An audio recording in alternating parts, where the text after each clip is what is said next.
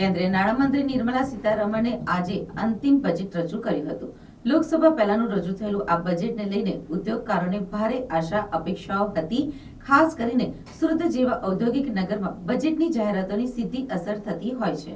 Surat chamber of કોમર્સના પ્રમુખ રમેશ વઘાસાએ જણાવ્યું હતું કે કેન્દ્રીય નાણામંત્રીએ જે બજેટ રજૂ કર્યું છે તે ઉદ્યોગોને પ્રોત્સાહન આપનારું છે।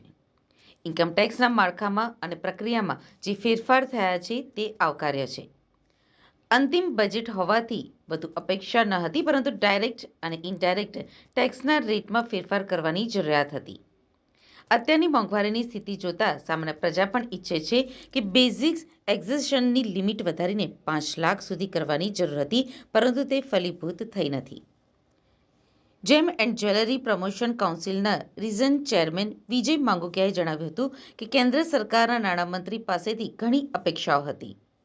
ગોલ્ડની ઇમ્પોર્ટ ડ્યુટી જે હાલ 15% છે તેને ઘટાડીને 4% કરવામાં આવે તેવી માંગ કરવામાં આવી હતી। કટિંગ એન્ડ પોલિશિંગ ડાયમંડ ઉપર જે 5% ડ્યુટી લાગે છે તેને ઘટાડીને 2.5% કરવામાં આવે તેવી પણ રજૂઆત કરવામાં આવી હતી। સરકારની મૂવર સ્કીમનો લાભ ડાયમંડ ઇન્ડસ્ટ્રીઝને મળે તેના માટે પણ રજૂઆત કરવામાં આવી હતી। જેમસ્ટોન ઇમ્પોર્ટ ડ્યુટી 0% કરવાની માંગ કરવામાં આવી હતી, પરંતુ આ એક પણ આ વખતે સ્વીકારવામાં આવી નથી। આગામી બજેટમાં સરકાર આ મુદ્દાને ધ્યાનમાં રાખીને ડાયમંડ ઉદ્યોગ માટે જાહેરાત કરે તેવી અમારી અપેક્ષા છે। પરંતુ આખું બજેટ જોવામાં આવે તો અલગ અલગ સેક્ટરને ખૂબ જ સારી રીતે સરકારે સાચવી લીધા છે અને ઉદ્યોગ ઝડપથી આગળ વધે તે દિશામાં નિર્ણયો લેવાયા છે। સુરત ચેમ્બર ઓફ કોમર્સના ઉપપ્રમુખ વિજય મેવાવાલાએ જણાવ્યું હતું કે મહિલાઓ અને એક્વા ઇન્ડસ્ટ્રીઝ સાથે જોડવાનો ખૂબ જ સારો પ્રયાસ કરવામાં આવ્યો છે, જેથી ખૂબ જ મોટી સંખ્યામાં રોજગારીની તકો ઊભી થશે। ગરીબ અને મધ્યમ વર્ગ માટે આવાસ યોજનાની જાહેરાત કરવામાં આવી છે। જીએસટીમાં રિફંડ ઝડપથી મળી જતું હોવાના કારણે નાણાંની છૂટછાટ વેપાર કરવા માટે મળી રહે છે। 1 કરોડ ઘરને 300 યુનિટ સુધીની વીજળી ફ્રી આપવાની પણ જાહેરાત કરી છે। 5 ટ્રિલિયન ઇકોનોમિક હાંસલ કરવાની જે લક્ષ્ય છે તે લક્ષ્ય તરફ સરકાર આગળ વધી રહી છે। પરંતુ આ વખતે અંતિમ બજેટમાં ડાયમંડ ઉદ્યોગ માટે કોઈ જ મોટી જાહેરાત કરવામાં આવી નથી। કેન્દ્ર સરકારને કેટલીક બાબતોને લઈને રજૂઆતો થઈ હતી। ટેક્સટાઇલ ઉદ્યોગને પણ કોઈ મોટી રાહતની જાહેરાત કરવામાં આવી હોય તેવું બજેટમાં દેખાયું નથી। વડાપ્રધાનનો જે પ્રયાસ છે તે ભારતને નવી દિશામાં લઈ જવાનો પ્રયાસ હોય તેવું લાગે છે અને ખાસ કરીને ડિજિટાઇઝેશન વધારવાના આશયથી ઇન્ડિયન ઇકોનોમી ડિજિટલ ઇકોનોમી બને તે માટેના જે થોડા પણ કોન્ક્રીટ સ્ટેપ્સ લેવામાં આવ્યા છે જે ખરેખર આવશ્યક હતા અને જુદા જુદા સેક્ટરને પ્રમોટ કરવા માટે જે કોમ્પ્રેહેન્સિવ લાર્જ નંબરમાં જે ચેન્જીસ આવવા જોઈએ એ હજુ પ્રથમ દ્રષ્ટિએ દેખાતા નથી।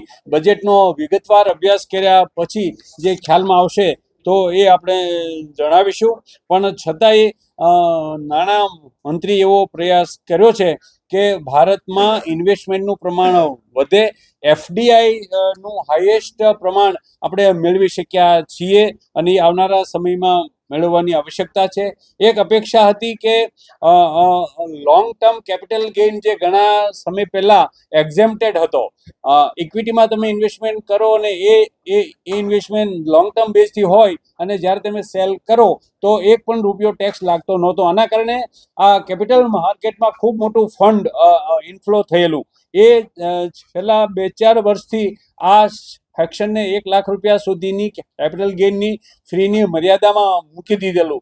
તે ચેમ્બર ઓફ કોમર્સના એક પ્રમુખ તરીકે લાર્જ બિઝનેસ અને ઇન્ડસ્ટ્રી અને ઇન્વેસ્ટમેન્ટ આકર્ષવાના એંગલથી હું હજુ પણ અપીલ કરું છું કે જુલાઈમાં આ સ્ટેપ્સ લેવામાં આવે અને ઇક્વિટીઝમાં ઇનફ્લો વધારવા માટે લોંગ ટર્મ કેપિટલ ગેઇનને જો એક્ઝેમ્પ્ટેડ કરવામાં આવે તો it will attract huge investment. Especially આ તબક્કે એક થોડી અપેક્ષા એવી પણ હતી કે ફોરેન ઇન્વેસ્ટમેન્ટ જે આવે છે, એફપીઆઈ જ આવી રહ્યું છે, એફડીઆઈ આવી રહ્યું છે, એની સાથે એક નવો પ્રયોગ નાણામંત્રી કરી શક્યા હોત અને કરવો જોઈએ, હજી પણ મારી ભલામણ છે કે those who are Indian diaspora residing in various countries abroad, વિદેશોમાં જે ભારતીયો વસે છે એમને ભારત પ્રત્યે ખૂબ જ પ્રેમ છે, લાગણી છે અને ધંધો કરવો છે, કામ કરવું છે, ઇન્વેસ્ટમેન્ટ કરવું છે, તો ઇન્ડિયન ડાયસ્પોરાને અનુલક્ષીને એક એવી યોજના લાવવામાં આવે કે જેમાં ઇન્સેન્ટિવ્સ પણ હોય, બેનિફિટ હોય અને આખી સિસ્ટમ જે ઇન્વેસ્ટમેન્ટ કરવાની છે તેનું સિમ્પ્લિફિકેશન હોય. આ ગવર્મેન્ટનું એક અંતરિમ બજેટ કહેવાય, ઇલેક્શન પહેલાંનું બજેટ કહેવાય અને ઇલેક્શન લગભગ હવે 1 મહિનાની દૂર છે એટલે એમને ટેક્સ સ્લેબ અને કસ્ટમ્સમાં કોઈ પણ ફેરફાર મૂક્યા નથી. અમે આ બજેટમાં એક ઇલેક્શન પર્પઝ કે ગવર્મેન્ટના આ ઇન્ડસ્ટ્રીને કદાચ મૂવ મળે એના માટે અમે કસ્ટમ્સ ડ્યુટીમાં ફેરફાર માટેની દરખાસ્તો મૂકી હતી, પણ એમને અત્યારે આ અંતરિમ બજેટમાં કોઈ પણ દરખાસ્તો એમને માની નથી અને અમે ઈચ્છીએ છીએ કે ઇલેક્શન પછી કસ્ટમ્સ ડ્યુટી અને ડાયમંડ્સમાં જે પણ અમારી ટેક્સ સ્લેબ્સ વિશેની જે ચેન્જ હતા એમાં એમને અત્યારે ઇલેક્શન પછી જ્યારે નવું બજેટ આવશે તેમાં ફેરફાર મૂકશે એવી અમારી આશા છે. અચ્છા, આનાથી ઉદ્યોગને કેટલું પેલું તકલીફ પડે? અત્યારે તો ઉદ્યોગ માટેનું આપણે કહીએ કે અત્યારે ઉદ્યોગમાં કોઈ પણ ચેન્જીસ, કારણ કે આ એક અંતરિમ બજેટ હતું ને ઇલેક્શન પછી જે મેઇન બજેટ આવશે તેમાં કદાચ ફેરફાર થશે તો અમારી ઇન્ડસ્ટ્રીને જરૂર લાભ થશે ને અમારી ઇન્ડસ્ટ્રી ગવર્મેન્ટ્સને મૂવ કરવામાં મદદ કરશે. અચ્છા, આવનારા સમયમાં કઈ રીતે ફેરફારો ઈચ્છો? આવનારા સમયોમાં અમે કસ્ટમ્સ ડ્યુટીમાં કસ્ટમ્સ ડ્યુટી ઘટાડવા માટેની માંગ અમારી કન્ટિન્યુઅસ છે અને એમાં જો ફેરફાર આવશે તો અમારી ઇન્ડસ્ટ્રીને 100% ગ્રો મળશે અને અમારી ઇન્ડસ્ટ્રીમાં જ્યારે પણ ગવર્મેન્ટ્સમાં જીડીપીમાં એનો 1.6%નો રેશિયો છે તેનો રેશિયો એક્સપોર્ટ્સમાં પણ અમારી ઇન્ડસ્ટ્રી જેમ જ્વેલરી સેક્ટર્સનો હિસ્સો વધશે. જો ટેક્સ સ્લેબ્સમાં ફેરફાર આવશે ત્યારે વધશે 100%. के लिए अगर इसको देखें तो विशेष इस बार अपेक्षा थी एमएसएमई को लेके कि एमएसएमई का टाइम पीरियड बढ़ाया जाएगा या फिर इसको पोस्टपोन किया जाएगा, लेकिन ऐसा कुछ देखने को नहीं मिला. तो कुछ ना कुछ कपड़े व्यापारियों को इसमें निराशा लगी. अगर एमएसएमई का टाइम पीरियड बढ़ाया जाता तो अभी मार्केट अच्छा ग्रो कर रहा था और तेज़ी थी, तो उसकी वजह से मार्केट वापस डाउन जाने का स्थिति है. अच्छा, अभी आने वाले में दूसरा बजट आएगा इलेक्शन के बाद, तब क्या मांग के साथ आप काम करोगे? हाँ, विशेष यही है कि अगर एमएसएमई के अंदर टाइम पीरियड बढ़ा देवे, जैसे 45 दिन का है उसको 90 दिन अगर एक बार करते हैं, उसके बाद में 1 साल का टाइम देके और फिर अगर बोलते हैं कि आप 1 साल के बाद में आपको 45 दिन किया जाता है, तो ये टाइम मिलने पे व्यापारी अपना एडजस्टमेंट कर सकते हैं और व्यापार सुगम चल सकता है. नहीं तो कुछ ना कुछ व्यापारियों को तकलीफ झेलनी पड़ेगी. अच्छा, और क्या मांग रहेगी इसके अलावा एमएसएमई के बाकी जीएसटी अच्छा रहा था, जीएसटी से काफ़ी राहत मिली है. बाकी कुछ नहीं, विशेष एमएसएमई का है पेमेंट को लेके, ये मुख्य मांग है व्यापारियों की.